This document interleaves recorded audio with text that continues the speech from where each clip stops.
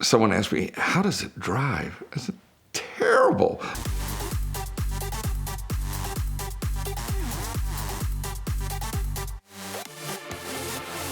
The Ford GT was a real bargain.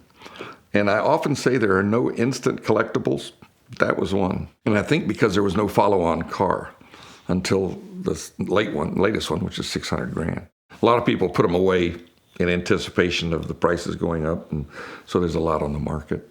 I drive mine. I got 21,000 miles on it. It is the original heritage color. This orange and blue junk, that is John Wyer Gulf heritage, not Ford heritage, although the GT41 with Jackie Oliver and Jackie Eakes at Le Mans 2 times back-to-back, chassis number 1075. But the true heritage color for a Ford GT, in my opinion, is the dark blue with the white stripes, which was the color of the first victory of a Ford GT at the Daytona Continental. Plus, this orange and blue stuff, you look like some sort of high school hairy boy racer. You know, totally tasteless. And with a darker color, a lot of the cut lines on the car disappear into a dark car. I took what we call a haircut. I took about a 30 grand haircut on the M1. But on the Ford GT, it's doubled in price. You know, I bought it at the MSRP, which was $149, and now they're what, $225, $275. Maury Callum's a good friend of mine. He was in charge of the design of that car. I think it's very striking. It's very space-agey. The people who own them, Harley Cluxton's a good friend of mine. He's got one in the Gulf colors. He's got a real Gulf GT40. He's got the Mirage. And he bought this car and had it done in the heritage colors. And he said, it's terrific to drive, just terrific. Another friend of mine has one. He says, it's so crowded inside, you're really elbow to elbow. The Ford GT from 2004, 2005, the last of the gearbox cars, you know, a lot of people don't know it, but Ford offered a power pack on those cars. And it was like $1,500. And they sent you a smaller pulley, and they remapped the motor, and it took it from 550 to about 600, 650 horsepower. And then Alex Borla gave me a Borla exhaust for it. So I figure the car's putting out somewhere between 650 and 700. The problem is the tires that came with that car, the Goodyear tires, are terrible. I'm sorry, Goodyear, but your tires were terrible on that car. They don't stick very well. A lot of guys have gone to the Bridgestone on the Ford GT. You won't find anybody who's more a car guy than me. And I look at these cars now that go 0 to 60 in under 3 seconds and have a top speed of over 250 miles an hour. And I say, for what? First, you're not going to drive it on the public roads like that. Second, I wouldn't take a street car to a track day. I mean, that's a good way to get really hurt. If I'm going over 100 miles an hour, I want a 6-point harness, I want a roll cage, and I want a helmet. And I want a fire bottle, and I want a crew on every corner. And you get these guys who have these Bugatti Chiron or Veyrons, and they're garage jewelry. They're $1 million, $2 million garage jewelry. I don't know where it's going. Hans Stuck, great German driver, was supposed to be at Amelia this year, and he emailed me yesterday that he has to go to a meeting with Volkswagen to decide their plans for the next 10 years when the European governments are requiring manufacturers to have 100% of their production all electric. Well, that'll never happen. We know that. But the government's pushing that.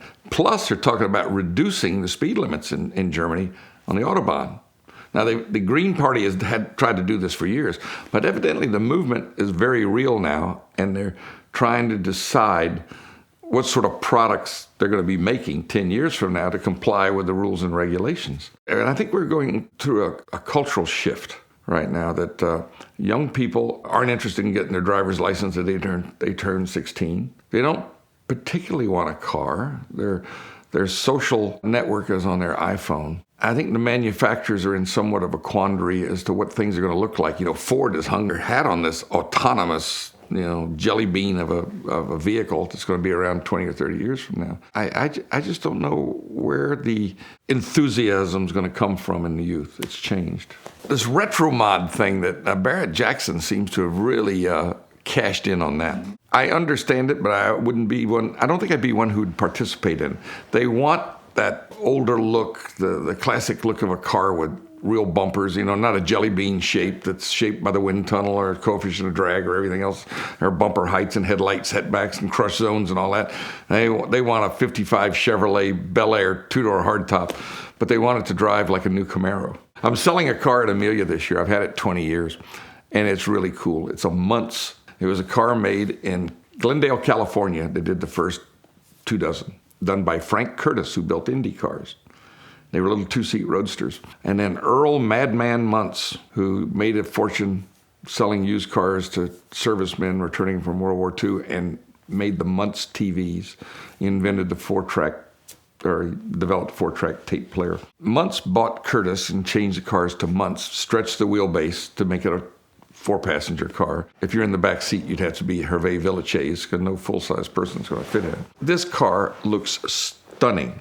It's metallic purple with a white iguana skin vinyl interior. It's totally tasteless, with spotlights and Cadillac sombrero hubcaps with the Muntz medallion in the middle. It was kind of the first hint of what the four-seat Thunderbird was going to be. And I've done the car. It's got a Lincoln flathead, and I found some Edmunds heads, aluminum heads, tri-carb setup. It's kind of a hot rodish looking motor. And someone asked me, how does it drive? I said, terrible.